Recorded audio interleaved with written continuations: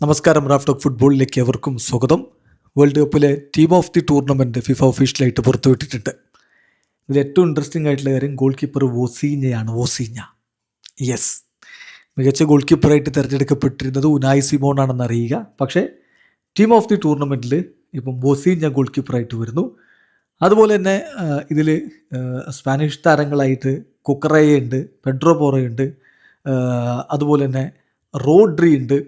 എന്നാൽ അർജൻറ്റീന ടീമിൽ നിന്ന് മെസ്സിയും അതുപോലെ ലിച്ചാൻഡ്രോ മാർട്ടിനസും ഇടം പിടിക്കുന്നു. പിന്നെ ഫ്രഞ്ച് ടീമിൽ നിന്ന് ഉപമെക്കാനോയും ഒലീസയും എംബാപ്പയും ഉണ്ട്.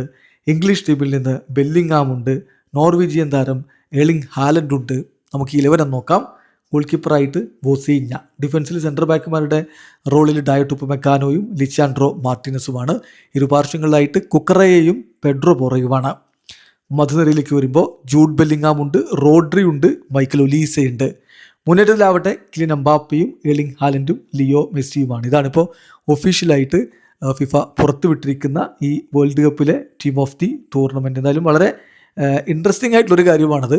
മികച്ച ഗോൾ കീപ്പർക്കുള്ള പുരസ്കാരം കൊടുത്ത് ഉനായ് സിമോണിനാണെങ്കിൽ ഈ ഡ്രീം 11 ഉൾപ്പെടുത്തിയിരിക്കുന്നത് വോസീഞ്ഞയാണ്. ഇത് വോട്ടിങ്ങിലൂടെ തിരഞ്ഞെടുക്കപ്പെട്ടതാണ്. വീഡിയോ അവസാനിക്കുന്നു. ഫുട്ബോൾ ലോകത്ത് കൂടുതൽ വിശേഷങ്ങളുമായി റാഫ് ടോക്സിൽ എത്താം.